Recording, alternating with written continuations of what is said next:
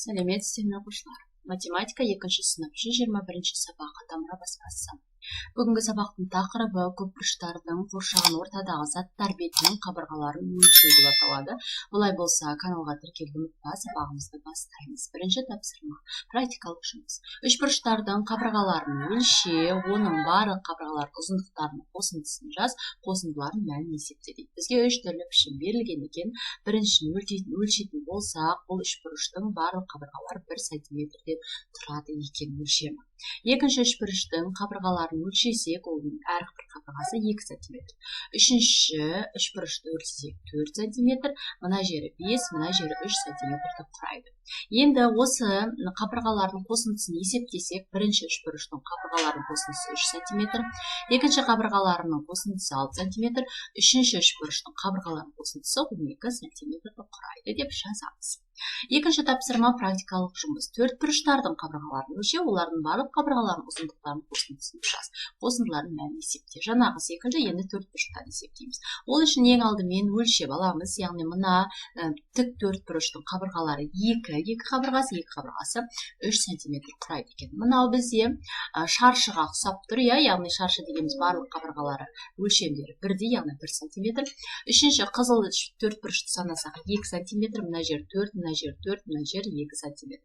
Енді дәл солай барлығын қосамыз. Біріншінің қосындысы 10 сантиметр, екінші төртбұрыштың қосындысы 4 сантиметр, үшінші төртбұрыштың қосындысы 12 сантиметрді құрайды деп жазамыз. Үшінші тапсырма. Әрі қарай практикалық жұмысты жалғастырамыз. Партаға математика оқулығын қой, парталасымен бірге оқулық мұқабасының ұзындығын сантиметрмен өлшейді. Мұқаба бетінің барлық қабырғаларын қосындысын жаз және оның тап. Енді сен кітапты өлшейсің. Мына математика кітабын аласың да оның өлшемдерін қарайсың. Яғни мына жері 17 сантиметр, мына жері 17 сантиметр, мына жері 24 сантиметр, мына жері 24 сантиметр құрайды деп мен жазып қойдым. Сен нақты осындай өлшем өзің сызғышпен өлшеп көр. Енді бұл кітаптың барлық өлшемдерін қосатын болсақ, 17 қосу 24, 17 қосу 24 тек 82 сантиметр құрайды. Сонда бұл кітаптың мұқабасы 82 сантиметрді құрайды екен өлшемі. Енді осы жерде ереже шығады. Кез келген көпбұрыштың периметрі болады. Осы көпбұрыштардың барлық қабырғасының ұзындығының қосындысы. Яғни бүгін біз жаңа ұғым периметр кітабын танысып жатырмыз. Барлық кез келген көпбұрыштың біз өлшемін таба аламыз. Оны периметр дейді. Оны табу үшін периметрді барлық қабырғаларына қосамыз.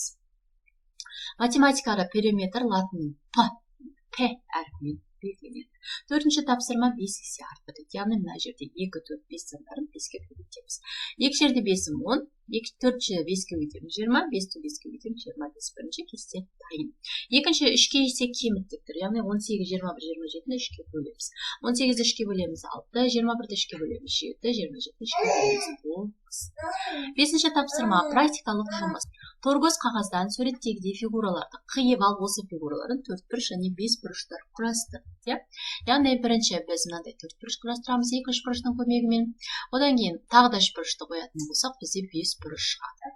Келесі мынандай 3 бұрыш құрастыра аламыз, немесе құрастыра алады екеуміз. Осындай пішіндерді құрастырасың.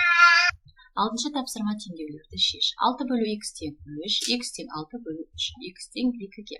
6 бөлу 2 тең 3, 3 тең 3 деп жазамыз. Келесі теңдеу. Бұл күрделі теңдеу екен. А азайту 27 тең 60 бөлу азайту 14. А азайту 27 дәл солай қалады, 60-та 14 астырып 46 болады. Енді әрі қарай А тең 46-ға 27 қосамыз.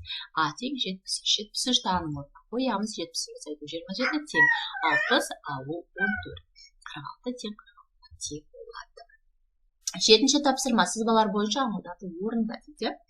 Ең алдымен 76-тан 41-ді азайтамыз. 35 болады, 35-ті 5-ке бөлеміз 7 болады, 7-ні 4-ке бөлеміз 28. Яғни мына жердің жауабы 28.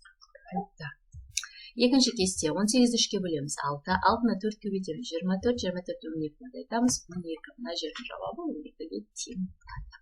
8-ші тапсырма бөлме ішінен оқушы сызғышымен өлшеуге болатындай тік төртбұрыш пішінді затты таңдап ал. Осы заттың барлық қабырғаларының ұзындығын өлше және оларды қос. Мысалы, мына пеналды өлшеп көрейік. Пеналдың сыртын мына жері 20, мына жері 20, мына жері 12 сантиметрді құрайды екен, иә. Енді бұның қосындысы, яғни мына пеналдың қосындысы 72 сантиметр. Сен де осы секілді кез келген затты алып, оның периметрін өлшеп таба аласың. Осымен сабағымыз аяқталды. Келесі кездескенше сау